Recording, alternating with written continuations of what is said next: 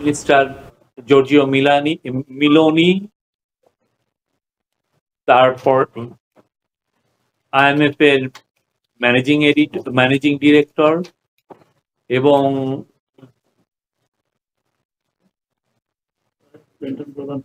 এবং পরপর এরপর 3টা অনুষ্ঠানে উনি ছিলেন। একটা হচ্ছে ক্লিন্টন গ্লোবাল ফাউন্ডেশনে গ্লোবাল ইনিশিয়েটিভে উনি বক্তব্য রাখেন।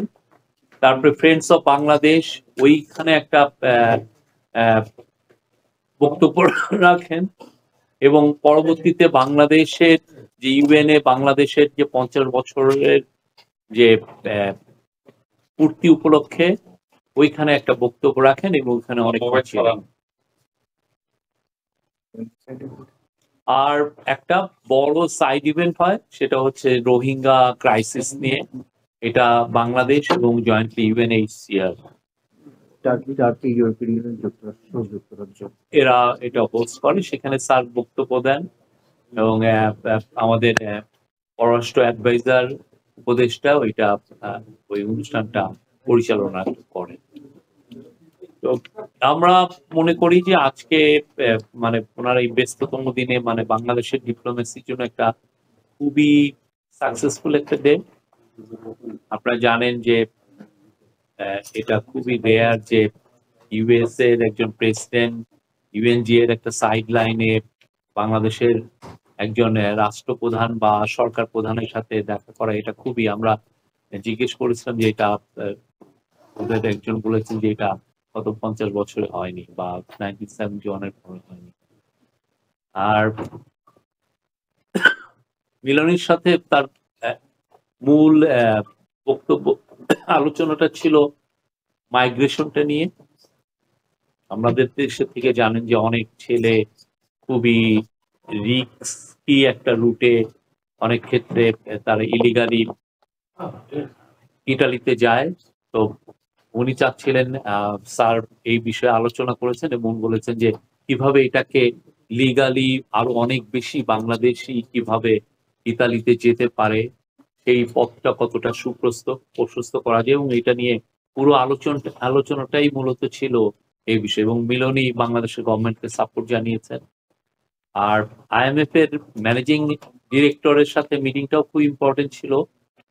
তারা উনি IMF এর ম্যানেজিং ডিরেক্টর বলেছেন যে পোস্ট রেগুলেশন বাংলাদেশ হচ্ছে বাংলাদেশ 2.0, এবং উনি তার হোল হার্টেড সাপোর্ট জানিয়েছেন বাংলাদেশের প্রতি। এবং অলরেডি আপনি জানেন যে একটা IMF এর টিম বাংলাদেশ এখন ভিজিট করছে। এই ভিজিটের পরে ওরা ফিরে যাবে, যে ওরা ডিসাইড করবে যে বাংলাদেশকে কি নতুন করে তারা আবার সহায়তা দিবে নাকি পুরনো সহায়তাই আরো একটু বাড়িয়ে দিবে বা এই এটা। বাট তারা বাংলাদেশের ব্যাপারে খুবই পজিটিভ এবং বাংলাদেশকে তারা জানিয়েছে যে তারা সর্বাত্মক সহায়তা করবে। এই আজকের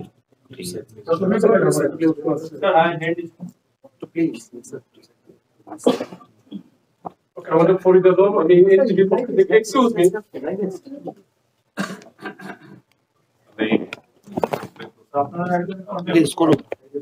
করতে দেন। আচ্ছা, আমি ফরিদ আলম, আমি এনটিভি পক্ষ থেকে একটি জিনিস জানতে চাচ্ছি। সেটা হচ্ছে যে আমরা জানি যে ডক্টর ইউনূসের সাথে যুক্তরাষ্ট্রের প্রেসিডেন্টের যে বৈঠকটি হয়েছে সেটি একটু ঐতিহাসিক বলা যায়, বিকজ স্মরণকালে এরকম বৈঠক আর হয়নি।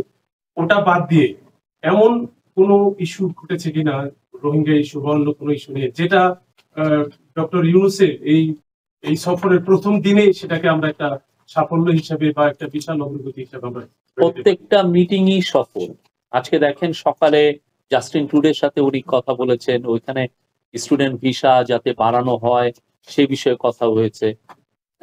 ইতালির প্রাইম মিনিস্টারের সাথে যে মিটিংটা হয়েছে সেটাও খুব সফল। বাংলাদেশের থেকে জানেন এর আগে অনেকে ইলিগালি মাইগ্রেশন করতে যে অনেকে মৃত্যু হয়েছে।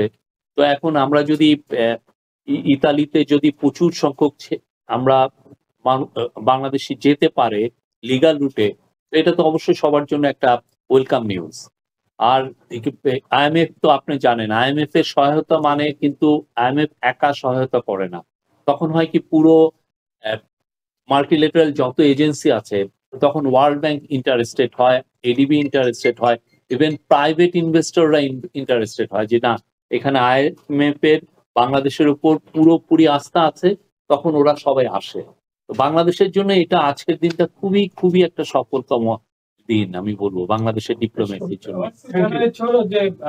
You may know that the US foreign policy is Indo-Pacific centric and upholding the democracy. ডেমোক্রেসির উত্তরণে বাইডেন প্রশাসন কি প্রতিশ্রুতি দিয়েছে? উনি অলরেডি একটা প্রেস নোট দিয়েছেন হোয়াইট হাউস থেকে যে Bangladesh implement its new reform agenda, এটা সাপোর্ট করবে। দ্বিতীয় হচ্ছে যে ইন্দো প্যাসিফিক নীতিতে মানে কোন ধরনের পরিবর্তন আসবে কিনা, যেহেতু একটা বৈপ্লবিক সরকার এবং ডক্টর ইউনূস অলরেডি উনি একজন গ্লোবাল লিডার। তো এই পার্সপেক্টিভে আবার দুইটা প্রশ্ন, একটা হচ্ছে ইন্দো প্যাসিফিক নীতিতে বাংলাদেশের কোনো পরিবর্তন নিয়ে কোনো কথা হয়েছে কিনা, দ্বিতীয় হচ্ছে যে রিফর্মের ক্ষেত্রে যুক্তরাষ্ট্র কি ধরনের উদ্যোগ সাপোর্ট দিবে, তারা অলরেডি এটা উল্লেখ করেছে। আপনি জানেন যে ইউএস এর একটা টিম কিন্তু এই মাসেই ভিজিট করে গেছে, ডোনাল্ড লু সেই ইয়েতে ছিলেন, সেই সময় আসলে অনেক অনেক বেশি বিস্তৃত আলাপ হয়েছে। ইউএস বাংলাদেশের খুবই একজন নিকটতম বন্ধু। তো বাংলাদেশের যে ডেমোক্রেটিক ট্রানজিশনের সাথে, আর ইউএস যেহেতু ওয়ার্ল্ডের one of the largest democracy, তারা সর্বাত্মক যত সাহায্য লাগে, যে পরিমাণ যেই অ্যাসিস্ট্যান্সের থেকেও যে পরিমাণ আপনার ফুল সাপোর্ট লাগে, সবগুলোতেই ওরা বাংলাদেশের সাথে আছে, তারা এটা জানিয়েছে। এটা আজকে দিনে যখন বাইডেনের সাথে মিটিং হয় তখন এই জিনিসটা রিইটারেট হয়েছে, এবং যখন ইউএস এর যে প্রতিনিধি এসেছিলেন তখনও সেই হয়েছে। আর ইন্দো প্যাসিফিকে কি হচ্ছে জানি না, আমরা ইউএস এর খুব ভালো বন্ধু। হ্যাঁ, সেই আলোকে আমরা দেখি। হ্যাঁ, এটা যে খুব যে ইন্দো প্যাসিফিক নাকি প্যান প্যাসিফিক, এটা ইস্যু না। ইস্যু হচ্ছে যে বাংলাদেশের সাথে ইউএস এর একটা খুবই সুদৃঢ় একটা বন্ধুত্ব আছে।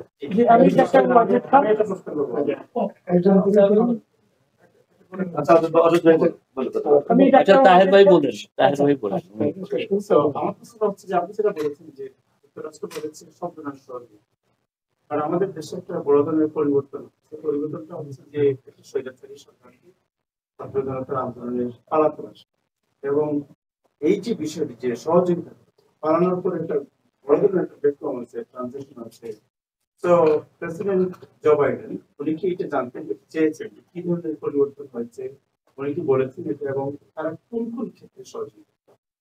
না, এটা ওনাকে যেটা আলোচনা হয়েছে যে এই স্টুডেন্ট রেভলিউশনটা কিরকম হলো, এটা তো একটা মানে পুরো পৃথিবীতে একটা অবাক করা ঘটনা, ঠিক না? এটা খুবই আনপ্রেসিডেন্টেড একটা ঘটনা, সেই বিষয়ে আলোচনা হয়েছে। আর ফুল সাপোর্ট মানে সব ধরনের সাপোর্ট, বাংলাদেশের ডেমোক্রেটিক ট্রানজিশনের জন্য যা যা সাপোর্ট লাগে সবই হচ্ছে। এবং সেখানে আমরা যে কমিশন গুলো হচ্ছে, এই কমিশন গুলো কি কি কাজ করবে, তারপরে কমিশনের পরে যে আমাদের পলিটিক্যাল পার্টির সাথে যে ডায়ালগ হবে, অনেক কিছুই তো সামনে। আপনি জানেন যে স্যার অলরেডি বলেছেন। আমি তো বললাম যে ফুল সাপোর্ট। এখন আমি ডাক্তার ওয়াজেদ খান, সম্পাদক সাপ্তাহিক বাংলাদেশ পত্রিকা। আমি জানতে চাচ্ছি যে জাতিসংঘ মহাসচিবের সাথে যে আলাপ হয়েছে, বাংলাদেশে যে মানবতা বিরোধী অপরাধ হয়েছে, সহস্রাধিক মানুষ হত্যা করেছে ফ্যাসিস্ট গভর্নমেন্ট, এই ব্যাপারে তারা নতুন করে কোনো কিছু বলছে কিনা তাদের এই বিচার কার্যের জন্য এবং তদন্তের ব্যাপারে? আজকে কিন্তু জাতিসংঘ মহাসচিবের সাথে কোনো আলোচনা হয়। ওনার একটা রিসেপশন ছিল, সেই রিসেপশনটা উনি হোস্ট করেছেন। এটা হেড অফ গভর্নমেন্টদের জন্য, হেড অফ স্টেটদের জন্য উনি একটা আজকে সকালে একটা রিসেপশন হোস্ট করেছেন। সেখানে না, এটা সেই রিসেপশনে ওইখানে উপস্থিত ছিলেন। আচ্ছা, আপনারা মাননীয় প্রধান উপদেষ্টা আজকে টোটাল কর্মকাণ্ডের বিষয়ে আলোচনা করলেন। গতকালকে আমাদের পররাষ্ট্র উপদেষ্টা ভারতীয় পররাষ্ট্রমন্ত্রী জয়শঙ্করের সাথে আলোচনা করেছেন, সেই ব্রিফটা আমরা পাই এবং খুব সামারাইজ একটা স্টেটমেন্ট বিএসএফের মাধ্যমে আমরা পেয়েছি।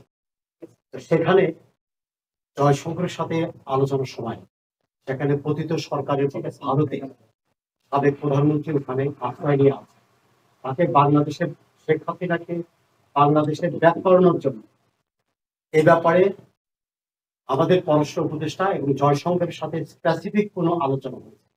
Thank you. আহ, আহ, এটা প্রথম বৈঠক ছিল দুজনের জন্য, এবং আপনার যারা সবাই আছেন এটা নিশ্চয়ই উপলব্ধি করবেন যে প্রথম বৈঠক হিসেবে যে পরিবর্তিত পরিস্থিতিতে তাদের মধ্যে আলোচনা যে হয়েছে সেটাই একটা প্রথম ইতিবাচক স্টেপ, এবং ইংরেজিতে যেটা বলে to set the ball rolling. সেই হিসাবে আমাদের তো অনেক অনেক বিষয় আছে, সীমান্ত পরিস্থিতি আছে, একই সাথে কিভাবে যে প্রধান উপদেষ্টার সফর বিষয়ে যুক্তরাষ্ট্রের নিউ ইয়র্কে সংবাদ সম্মেলন করছেন প্রেস সচিব। আমরা সরাসরি যুক্ত ছিলাম সেখানে। শেষ করছি এখন সকাল। এখন টেলিভিশন ওয়েবসাইট